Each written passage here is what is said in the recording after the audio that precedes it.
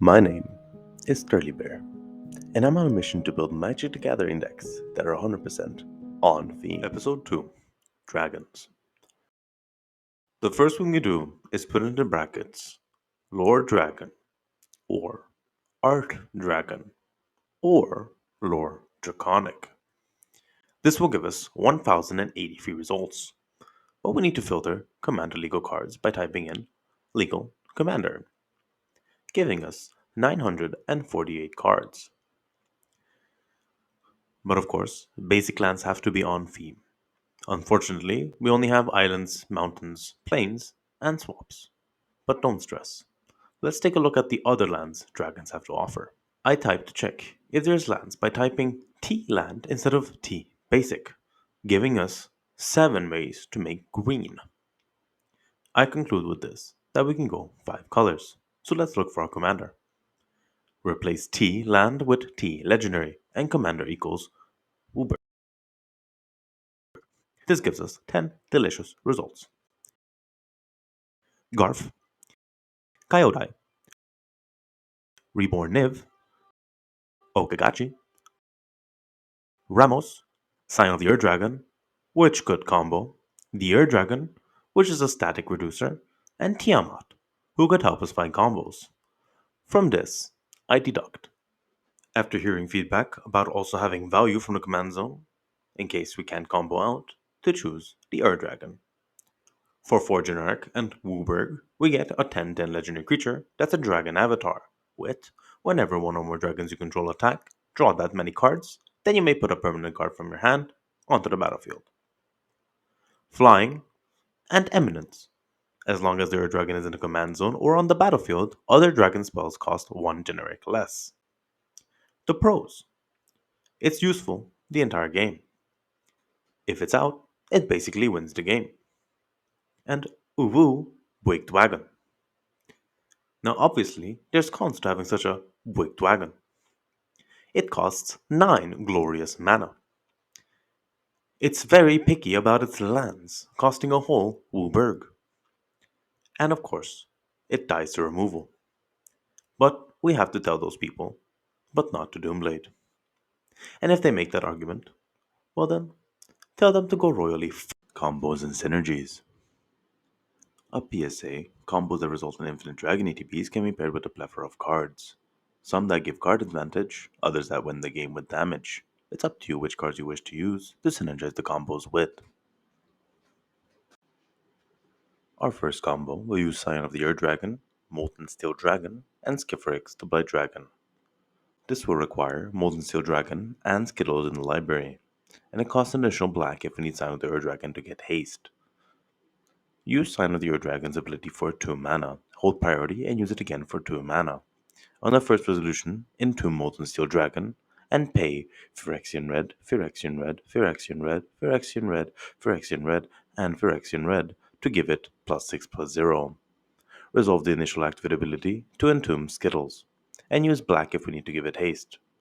And then we proceed to swing with a 10/4 flying infect creature at the person we like the least, giving them 10 poison counters, resulting in eliminating one player. This combo will use Enduring Scalelord and Morita of the Frost. We'll have an Enduring Scalelord on the battlefield, and then we'll proceed to play Morita of the Frost to comment as Snow Legendary version of Enduring Scalelord with 2+1/+1 counters. Enduring Scalelord will trigger from Jealousy and get a +1/+1 counter. The cooler Enduring Scalelord will follow in suit and get a +1/+1 counter. The trigger is a May, so they may stop being triggered when they feel ready. The results are 2 infinite flying dragons, a Scale Lord, and a cooler Scale Lord. This combo uses Hellkite Charger and Old Noble, or Ancient Copper Dragon. We have them all in the field, and we swing with Hellkite Charger and Old Noble, and pay 5 red on the attack trigger. If we deal at least 7 damage, we create 7 treasures and repeat the process on the next combat phase. If we're using Ancient Copper Dragon, we only need it to hit, and then we roll a DC 7 mana saving throw. Your modifier to this roll is equal to the amount of mana you still have available. The results are infinite combat phases and potentially infinite treasure. This combo will use Astral Dragon and Oblivion Orb. First, we'll have an Innocent Oblivion Orb on the battlefield. We then play Astral Dragon and target the Oblivion Orb to create 2 free flying dragon token copies of Oblivion Orb. The first token will target the second token, and the second token will target Astral Dragon. We resolve the second one, exiling our dragon, which resolves the first one, exiling the second token, which will bring back our dragon. Rinse and repeat. The last two tokens can exile two different non-land permanents. The results are infinite dragon ETBs and infinite free flying dragon Oblivion Orb tokens. Combo will use World Gorger Dragon mixed with Kiki Jiki Mirror Breaker or Molten Echoes or Miriam Sentinel Worm. We'll have Miriam Sentinel Worm on the battlefield and play World Gorger Dragon, triggering its ETB and Miriam Sentinel Worm's ETB. We will also hold priority. We'll tap any permanent we control for the effects we wish. Let the first ETB resolve to create a token of our dragon, which will trigger its ETB, exiling all the permanents we control, including our original World Gorger Dragon, which triggers its LTB, doing nothing. We then resolve the initial ETB of World Gorger Dragon, exiling our token, triggering its LTB, bringing everything back.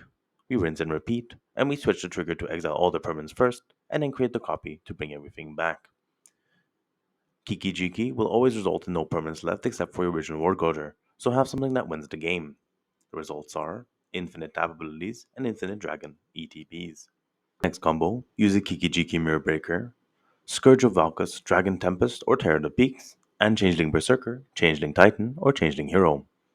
We'll start by having all three on the battlefield, and we'll activate Kiki Jiki's tap ability to create a token copy of Changeling Berserker. The token will trigger Scourge of Valakut and its champion ETB. We'll champion Kiki Jiki Mirror Breaker, and then deal enough damage to kill the token Changeling, triggering its LTB. We'll rinse and repeat. The cards are interchangeable, and having more than one of the damaging cards will win you the game. You will also need one more dragon to combo with Changeling Hero, and four more dragons to combo with Changeling Titan unless you control the other peaks. The results are Infinite Dragon ETBs. Our next combo uses Molten Echoes and Changeling Berserker, Changeling Titan, or Changeling Hero. We'll have Molten Echoes on the battlefield, naming dragons. We'll play a Changeling Berserker, we'll trigger its champion ETB, and Molten Echoes. We will create a token copy of Changeling Berserker, triggering its champion ETB. We'll champion the original Changeling Berserker and resolve its champion ETB on the token Changeling. We'll rinse and repeat. The cards are interchangeable, and results are Infinite Dragon ETBs. This combo will use Molten Echoes, Reflections of Lityara, or Moraid of the Frost, and Bladewing the Risen. We'll have Molten Echoes on the battlefield, naming dragons and cast Bladewing the Risen, which will trigger Molten Echoes and its ETB. You can bring back a card that wins the game, like Terror of the Peaks from the grave, but also choose nothing if you already have a card that can win the game with Dragon ETBs. We'll resolve Molten Echoes triggers, and create a token copy of whatever dragon was reanimated, if it happened. Then we'll create a token copy of Bladewing, but due to the legendary rule, we'll have to sacrifice one of them as a state-based action, which will be the original Bladewing the Risen. Only then will the token copy of Bladewing trigger, targeting the Bladewing the Risen in the grave, and will rinse and repeat. The cards are interchangeable, and setup only changes when the card is played. With Morit, we'll play it after Bladewing has resolved, allowing it for the combo to go again, and Reflections of Clara combos upon casting Bladewing the Risen. The results are Infinite Dragon ETBs and Mass Reanimation on your graveyard.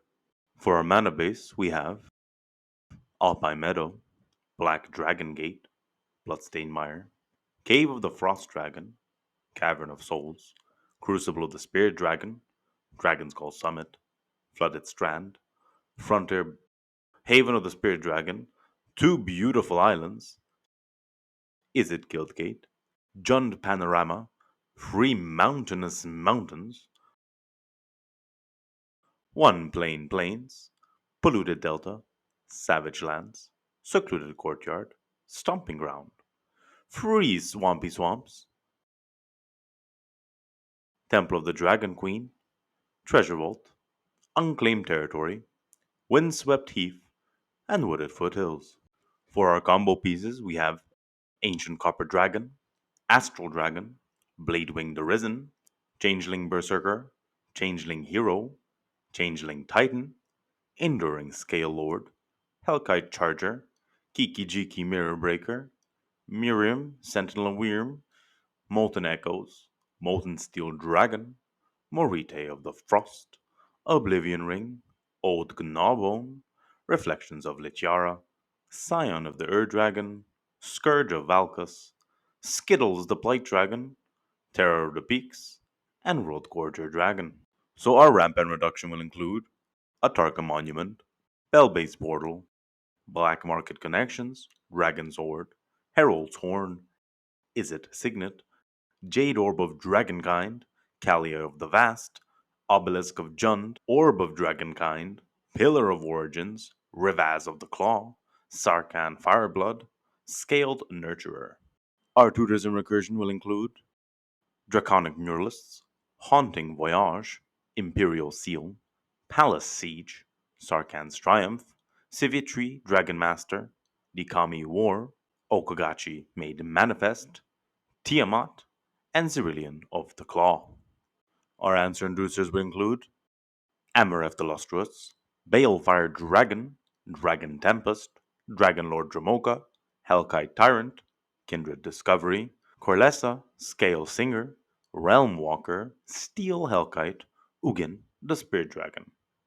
Our answers will include Cloudkill, Crux of Fate, Damnation, D-Spark, Disdainful Stroke, Murderous Cut, Negate, Path to Exile, and Silumgar's Scorn.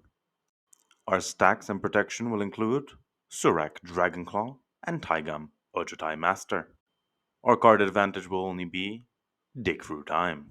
Our reasonings will be available on the decklist description within tappedout.net or moxfield.com. If we get bigger, I'll side with whichever people end up preferring, or whichever decides to want me more. Our estimated power level is at 5, thanks to mtg.cardsrealm.com. Bearing this in mind, the average precon is also at power level 5. If you want to help my channel grow without supporting me directly, go to tagger.scrifle.com and start tagging cards with tribal themes. Don't forget to like and subscribe so I can get myself in the YouTube's algorithm. Until next tribe.